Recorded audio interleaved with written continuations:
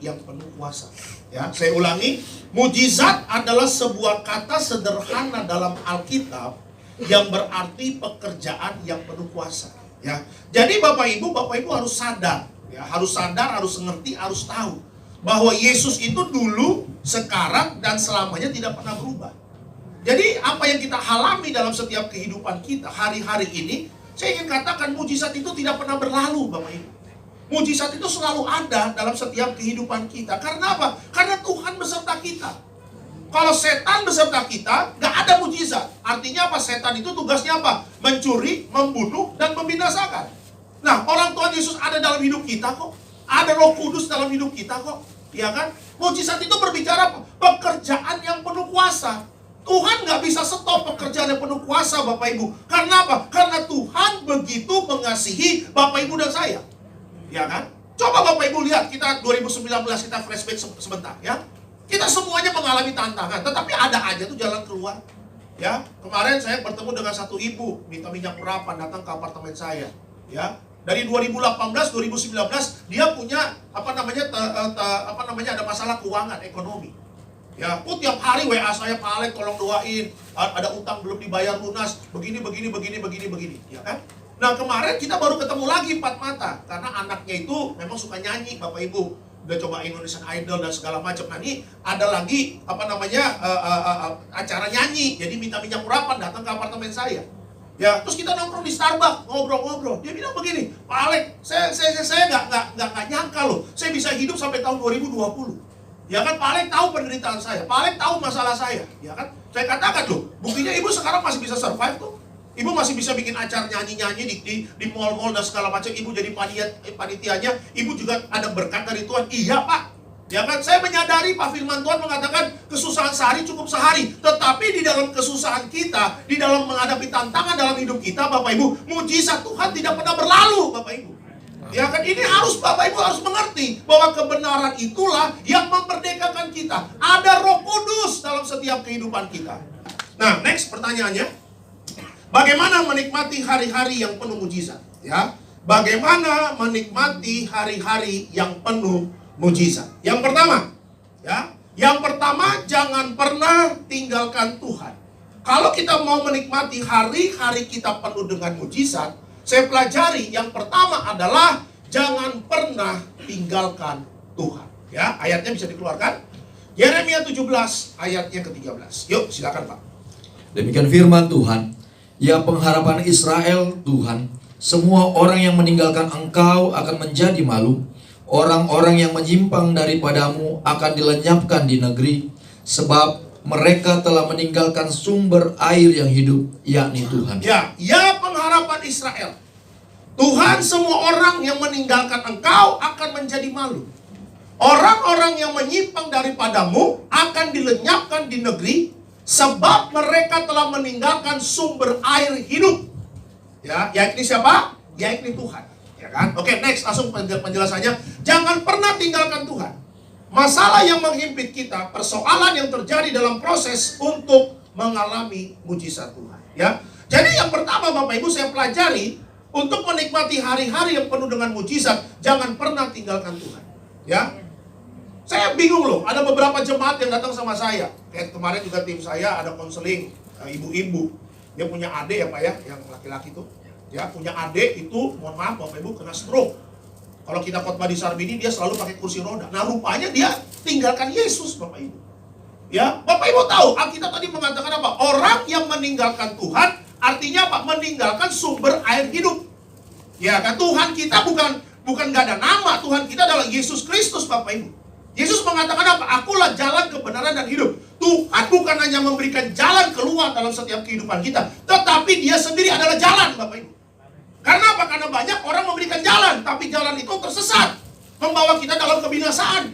Tetapi hari ini Bapak Ibu dan saya datang kepada Yesus, kita minta jalan keluar. Tuhan berikan jalan keluar dalam masalah kita, tetapi Dia bukan hanya memberikan jalan keluar, tapi Dia sendiri adalah jalan. Ya kan? Di dalam Yesus tidak ada gelap. Di dalam Yesus tidak ada tidak ada jalan buntu. Tetapi di dalam Yesus Bapak Ibu akan melihat jalan keluar dari setiap masalah kita. Ya, makanya saya katakan jangan pernah tinggalkan Tuhan. Masalah yang menghimpit kita, persoalan yang terjadi adalah, ada kata adalah nih, artinya menerangkan, ya. Persoalan yang terjadi adalah proses untuk mengalami mujizat Tuhan. Ya, jangan pernah anti dengan masalah. Walaupun masalahnya memang Tuhan izinkan, walaupun mungkin masalahnya kita yang bikin sendiri. Ya kan? Tetapi kalau kita mau datang sama Tuhan, Tuhan sanggup merubah masalah menjadi mujizat. Tuhan sanggup merubah masalah menjadi proses yang luar biasa dan menjadi apa? Promosi yang luar biasa dalam setiap kehidupan kita. Amin ya. Bapak Ibu, orang Kristen semakin ditekan, ya, semakin dibunuh, semakin dihancurkan gereja, semakin banyak orang Kristen bertumbuh, Bapak Ibu. Ya kan, Bapak Ibu lihat di Jakarta, di Bekasi, ya kan, gereja ditutup semuanya luar biasa. Tetapi ketika Tiberias datang, ya kan, bikin gereja di mall, ya, di Bekasi Cyber Park, di Tiberias Giant, Bapak Ibu, ya, di mall Giant gitu, Hypermart, ya. Itu orang-orang yang gereja-gereja ditutup pada datang ke Tiberias. Jadi kalau kita khotbah tuh 5.000 orang datang, Bapak Ibu. Itu nggak semuanya dari Tiberias. Kadang-kadang ada yang dari HKBP, ada yang dari GKI, ada yang dari GPIB, GPDI, beda denominasi, Bapak Ibu, ya kan? Saya pernah ngobrol sama mereka banget, aduh Pak, gereja saya ditutup Pak, kita nggak bisa beribadah. Makanya saya tahu ada gereja Tiberias, ya kan?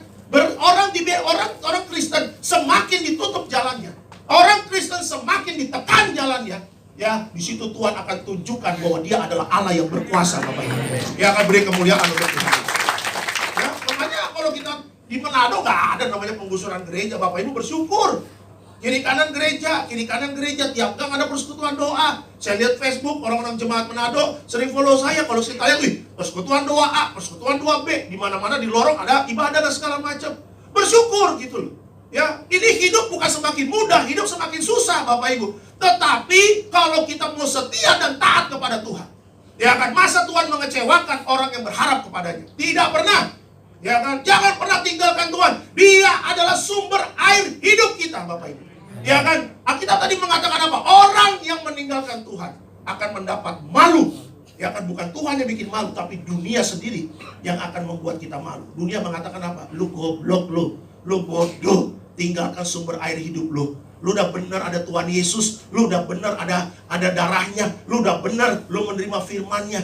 Ya, dunia tidak bisa memberikan jaminan, Bapak Ibu. Dunia akan hancur, dunia akan selesai. Tetapi Bapak Ibu dan saya yang ada Yesus Kristus, Tuhan dan Juru Selamat, hari ini, sekarang dan selamanya. Mujizatnya tidak pernah berlalu. Sumber air hidup Yesus namanya selalu ada dalam setiap kehidupan kita. Beri kemuliaan untuk Tuhan Yesus. Amin ya.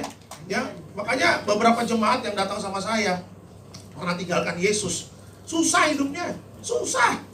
Ya, saya katakan di Mega Bekasi tuh, ya ada dia 3 kali nikah. 3 kalinya Kristen, Muslim, Kristen, pindah-pindah Bapak Ibu. Saya bilang, lu udah kayak piala bergilir ini, sehingga 3 kali menikah. Ya kan, kayak sembarangan aja lu nikah, kayak pacaran aja, gonta-ganti. Ya kan, terus dia tanya sama saya, Pak Alek, saya udah tinggalkan Yesus, udah sering. Kalau menurut Pak Alek, Tuhan Yesus masih sayang sama saya nggak? Kalau nggak sayang, lu udah mati sekarang. Iya kan, coba Bapak Ibu sekarang kita hidup dalam perjanjian lama. Waduh, sekali dosa selesai. Kita bersyukur kita hidup dalam anugerahnya. Semua karena anugerahnya, iya saya percaya. Tetapi dalam anugerah banyak orang Kristen bermain-main tentang keselamatan. Ya, tinggalkan Yesus gara-gara pacarnya, tinggalkan Yesus gara-gara pekerjaannya, tinggalkan Yesus gara-gara proyeknya. Apaan sih? Kita boleh punya proyek besar, 1T, apa Pak? Tempe, Bapak Ibu, ya kan? Tapi kalau mau tinggalkan Yesus mau ngapain? Dia sumber air kehidupan, Bapak Ibu, ya kan? Yesus gak bisa dibandingkan dengan duit 1 triliun. Ya, duit kita nggak laku. Saya pernah katakan di sini, duit kita nggak laku di sorga, Bapak Ibu. Nggak laku. Jadi apa yang kita perjuangkan, ya, apa yang kita banggakan di dunia, tidak sebanding dengan pengorbanan Yesus di atas kayu salib. Tidak sebanding. Hanya ada penumpahan. Kalau tidak ada penumpahan darah, Bapak Ibu dan saya tidak akan diampuni. Ya, Bapak di sorga melihat Bapak Ibu dan saya, itu semua karena ada darah anaknya dalam setiap kehidupan kita. Amin ya. Jadi jangan pernah tinggalkan Tuhan. Sesulit apapun berjuang, sesulit apapun punya iman, sesulit apapun percaya. Kalau engkau percaya, berkata-katalah. Dia akan perkatakan imanmu. Saya sehat, saya diberkati, usaha saya berhasil, anak-anak saya generasi beasiswa, mereka pintar cerdas, generasi beasiswa, pintar cerdas, ranking 1. Ya kan, mereka nanti punya jodoh yang terbaik. Tuhan kasih yang baik dalam setiap keluargaku. Kalau engkau percaya, berkata-katalah. Ya kan, buktikan bahwa Tuhan Yesus tidak pernah meninggalkan kita. Dan memang Allah kita tidak pernah meninggalkan kita. Ya, Ada banyak orang Kristen hidupnya sulit. Karena apa? Bukan Tuhan yang jahat, karena kita sendiri yang keluar dari rencananya Tuhan. Kalau kita keluar dari rencananya Tuhan, selesai. Ya, ikuti rencananya. Taat dan setia. Ya, memang taat dan setia nggak gampang, tetapi dibuktikan pahlawan-pahlawan iman di Alkitab. Abraham, ya kan, Yusuf, orang yang nggak punya apa-apa. Yusuf nggak punya apa-apa, tapi 30 tahun tinggal di istana. Abraham udah kaya, tapi dia ketika Tuhan punya program hidup yang lebih dahsyat lagi, dia mau taat dan setia. Bahkan ketika dia nunggu anaknya sudah lama, Ishak sudah jadi anak, udah dewasa, Tuhan mengatakan apa? Aku akan tes lagi imannya Abraham. Abraham, serahkan anakmu, ya, kasih dupa yang harum buat aku. Abraham juga mau eksekusi anaknya, Bapak Ibu. Karena apa? Karena dia tahu Allah yang memberikan, Allah itu juga sanggup membangkitkan anakku Ishak. Dia adalah Allah yang hidup. Dia hampir mau dieksekusi sama Abraham. Malaikat surga datang. Abraham, stop. Jangan kau eksekusi itu anakmu Ishak.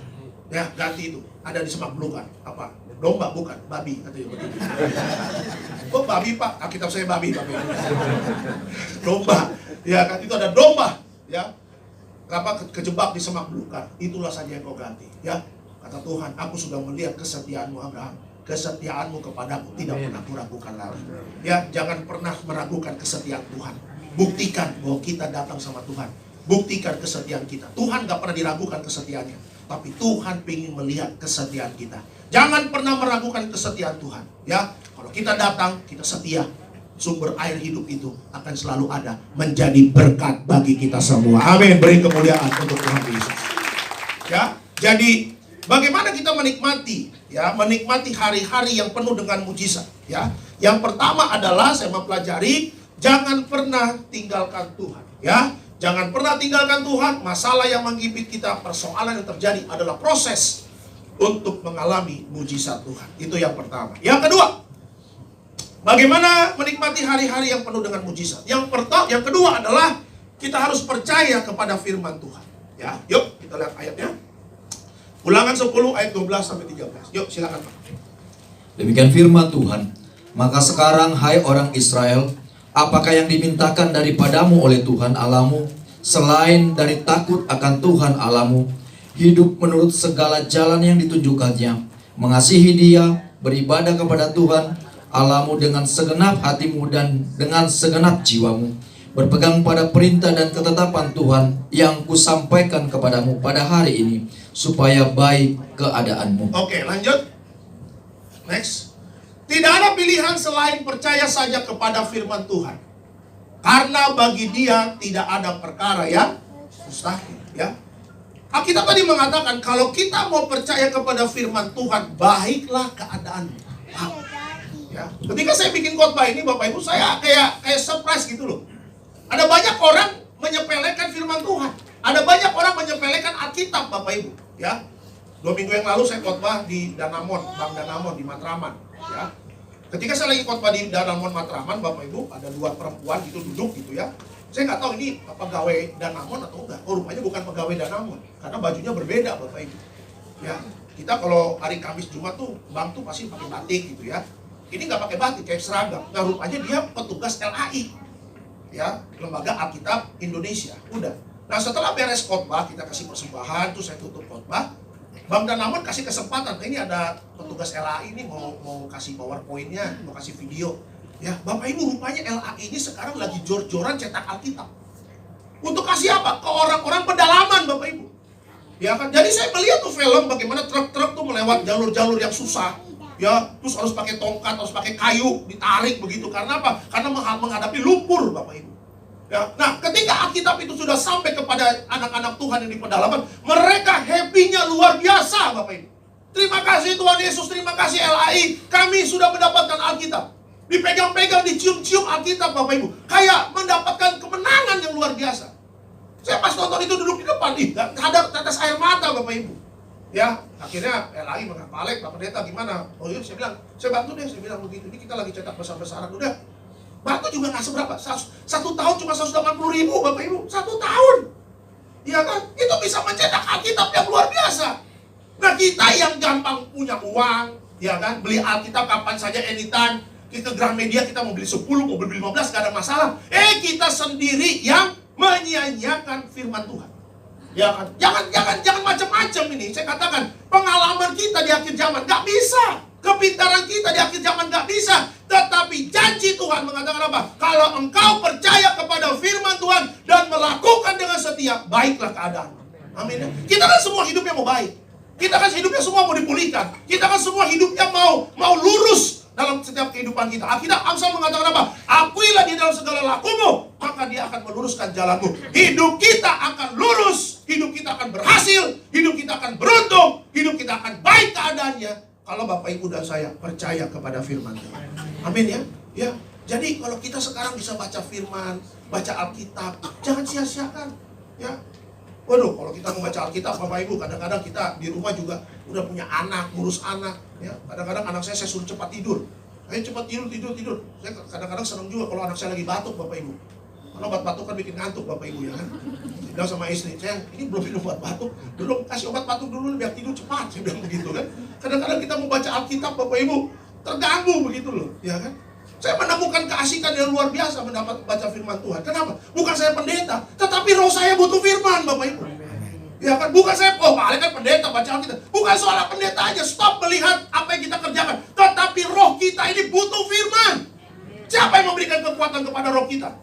Vitamin, makanan, RW, B2, B1. Itu hanya memberikan kekuatan kepada daging.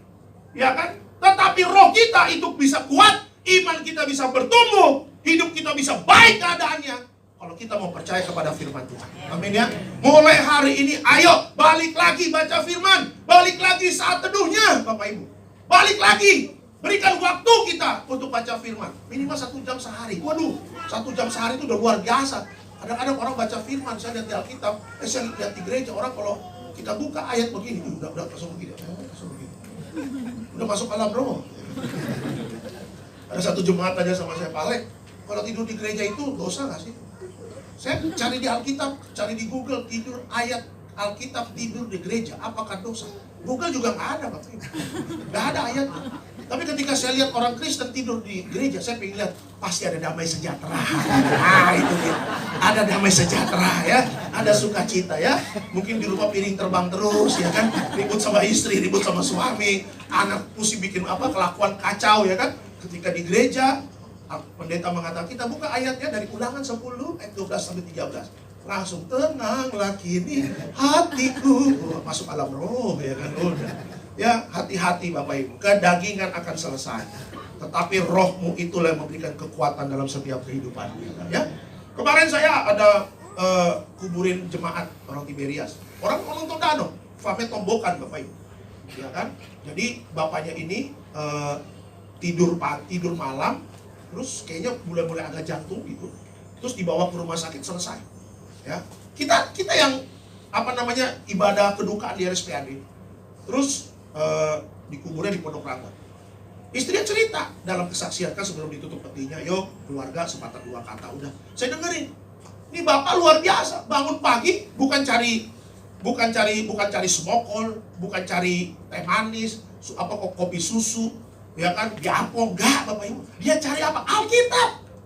Bangun pagi yang diisi apa? Bukan dagingnya dulu, tetapi bangun pagi yang diisi apa? Rohnya Bapak Ibu. Dia bangun pagi, dia baca Alkitab, dia doa, di pinggir tempat tidur, dia perjamuan. Setelah itu beres, baru dia aktivitas dalam mengerjakan pekerjaannya. Ya. Makanya sedih juga istri yang dulu, suami saya takut Tuhan, orang baik. Dia akan baca firman dan segala macam, hidup dalam pertobatan. Ya, kalau kita mau lihat hari-hari baik dalam hidup kita, ya, bukan mengandalkan manusia. Ilmu pengetahuan akan selesai. Ya, ilmu pengetahuan, gadget semua canggih akan selesai. Untuk bisa menikmati hari-hari yang penuh mujizat, yang pertama jangan pernah tinggalkan Tuhan, ya. Yang kedua percaya kepada firman Tuhan. Tidak ada pilihan selain percaya saja kepada firman Tuhan. Karena bagi Tuhan, karena bagi Dia tidak ada perkara yang mustahil, ya. Itu yang kedua. Yang ketiga terakhir, bagaimana menikmati hari-hari yang penuh mujizat. Yang ketiga adalah percaya bahwa Yesus punya 1001 macam cara untuk melakukan mujizat. Ya, percaya bahwa Yesus punya 1001 macam cara untuk melakukan mujizat. Yuk kita buka ayatnya. Mazmur 40 ayat yang ke-6. Silakan Pak. Demikian firman Tuhan. Banyaklah yang telah kau lakukan ya Tuhan Allahku, perbuatanmu yang ajaib dan maksudmu untuk kami. Tidak ada yang dapat disejajarkan dengan Engkau. Aku mau memberitakan dan mengatakannya, tetapi terlalu besar jumlahnya untuk dihitung. Banyaklah yang telah kau lakukan ya Tuhan Allahku. Perbuatanmu yang apa? Ajaib, Bapak Ibu. Perbuatanmu yang ajaib dan maksudmu untuk kami. Tidak ada yang dapat disejajarkan dengan Engkau. Aku mau memberitakan dan mengatakannya, tetapi terlalu besar jumlahnya untuk dihitung. Wow, luar biasa Bapak Ibu ya. Coba kita lihat keterangannya. Ya, next. Allah punya banyak cara yang kreatif di dalam melakukan mujizat. Dia adalah Allah yang hidup dan berkuasa untuk menolong kita. Bapak Ibu, saya senang dengan kata-kata ini. Allah punya banyak cara yang kreatif di dalam hidup kita. Ya, jadi kalau kita ingin melihat mujizat, hari-hari mujizat tidak pernah berlalu. Bapak Ibu harus percaya bahwa Tuhan punya 1001 macam cara ya untuk melakukan mujizat dalam hidup kita. Dia adalah Allah yang kreatif. Sama-sama katakan sama saya, Tuhanku Allah yang kreatif. Yes, Tuhan kita adalah Allah yang kreatif, ya kan? Bapak Ibu, kemarin saya khotbah di di ibadah pranikah, ya. Sekarang saya udah bisa memberkati pernikahan, ya. Terus Bapak Ibu, ketika saya lagi nyampe di Senayan City kemarin, saya udah bawa koper tuh. Ya, saya khotbah jam 2, beres setengah 4 lah, setengah 4 kurang. Saya langsung naik taksi ke bandara. Ya, saya udah bawa koper, pakai jas kemarin. Sampai bandara, udah kayak bisnismen Bapak Ibu ya, pakai jas. Balik masuk toilet ganti baju lagi Bapak Ibu ya, udah kayak anak muda lagi Bapak Ibu. Udah. Nah, ketika saya lagi di food court, gitu, lagi duduk lagi makan. Ini saya lagi ini food court nih. Ini ada meja. Saya makan di makanan Manado Bapak Ibu. Jadi kita prasmanan, tinggal pilih. Ya kan, tinggal pilih udah. Saya bilang saya mau cakalang dong ini ikan. Ini pedas nggak terlalu pedas Pak, ya boleh deh satu ya. Ada brandnya Bon, ya boleh. Kenapa Pak Lek makan Manado? Karena kita pengen ke Manado Bapak Ibu. Itu aja alasannya ya. Karena kita mau ke Manado, kita makan masakan Manado. Kalau saya mau ke Makassar, berarti kita makan palu basah Bapak Ibu ya. Atau sop kondro ya. Karena mau ke Manado, makan cakalang, brandnya Bon. Itu udah pas ya. Biar take off-nya enak Bapak Ibu ya kan. Nggak ada hubungannya. Udah.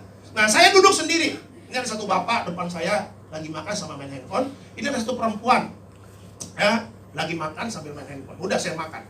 Tiba-tiba Bapak Ibu ada teman selama saya pelayanan, udah keluar, dia bisnismen. Ya, tiba-tiba dia samping saya, dia deketin, "Shalom pendeta." Saya kaget Bapak Ibu. Lu ngapain di sini? Itu istri gua lagi makan. Nah, ini istri lu, saya bilang begitu. Gila deh, tadi kita lihat-lihatan, saya bilang. Untung nggak kita godain ya kan.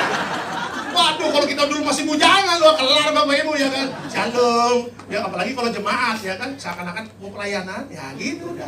Kita nomor HP, kita godain Bapak Ibu di WA ya. Udah, ini istri lu ngomong loh. Ya gue juga baru datang, dia bilang begitu. Udah. Nah, singkat cerita Bapak Ibu, dia ini ya sudah diberkati luar biasa. Ya, dia mengatakan begini, "Pendeta, sebentar lagi gue kayaknya mau pindah ke Amerika. Tapi ini gue tempat tinggal apartemen ini 3 apartemen ini gue yang bosnya di sini. Ya, nanti gue kayak bikin persekutuan doa. Kita nggak usah pakai nama gereja lah. Kita bikin persekutuan doa. Nanti lu deh yang pimpin di sini ya. Lu tinggal pilih pendetanya siapa. Kita beda denominasi. Terserah lu mau khotbah, yang penting ada Yesusnya." Saya bilang nih orang beneran atau enggak sih? Saya bilang begitu. Lu beneran lo? Saya bilang begitu. Iya, masa gua bohong? Ya, gua kemarin habis ketemu dengan kementerian. Gua habis begini, gua habis ngurus paspor dan segala macam. Gua kayaknya mau ke Amerika.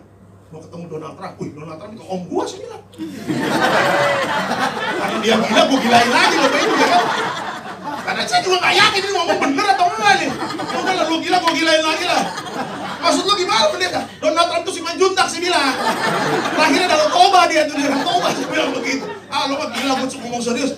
Nah, gua gak yakin lu tuh ngomong bener atau enggak sih. Beneran pendeta. Ya udahlah, gua anggap lo benar. Udahlah, daripada kita ribut, gak ada juntrungannya, saya bilang. Gua anggap lo benar, ya kan? Tenang aja pendeta. Nanti kalau perpuluhan, dia bilang perpuluhan 10. Gue dan perpuluhan apa itu, saya bilang. Lu serius tuh, beneran pendeta. Ya kan? Udah singkat cerita Bapak Ibu. Ya udah saya pisah, dia mau jalan sama istrinya, saya naik khotbah di atas. Ya. Terus dalam perjalanan saya bilang, "Lu Tuhan, kalau benar gimana?" Ya kan? Saya juga nggak pernah ketemu dia, udah jarang Bapak Ibu, ya kan? Artinya apa? Artinya kalau memang benar, ya puji Tuhan begitu loh. Tetapi yang saya pikirin bukan soal 10 miliarnya. Ini luar biasa, saya bisa bertemu dengan teman lama saya yang nggak pernah saya pikirkan Bapak Ibu. Ya kan, Tuhan kan bisa memberkati Bapak Ibu dengan berbagai macam tipe orang-orang yang mungkin gak pernah kenal sama kita, atau mungkin kenal biasa-biasa aja. Kita bisa mungkin ketemu di food court, kita ketemu di bandara, kita ketemu di pesawat, ya kan? Kita ketemu di mana? Di tempat ibadah. Lu ngana di sini juga ibadah? Oh iya, kita di Tiberias. Oh sama Jo, kita di Tiberias. Tahu gitu kita bisnisnya, katanya kita bisnis bareng-bareng. Kita nggak pernah tahu bagaimana caranya Tuhan untuk memberkati kita. Dia adalah Allah yang kreatif, Bapak Ibu. Dia adalah Allah yang kreatif. Amin ya. Jadi kita mengatakan Allah punya banyak cara yang kreatif di dalam melakukan mujizat. Dia adalah Allah yang hidup dan berkuasa untuk menolong kita. Dia adalah Allah yang hidup, Allah yang berkuasa untuk menolong kita. Siapa yang nggak mau ditolong sama Tuhan? Semua pasti mau ditolong kan? Amin ya. Oke, sebagai kesimpulan Bapak Ibu, sebagai kesimpulan, mujizat Tuhan selalu tersedia bagi orang-orang yang benar. Karena itu tidak perlu takut menjalani hidup ini. Ya, hanya orang-orang benarlah yang akan menerima mujizat. Bagi yang berdosa, minta ampun, bertobat, hiduplah dalam kekudusan. Kau akan melihat pertolongan Tuhan selalu tepat pada waktunya. Amin. Beri kemuliaan.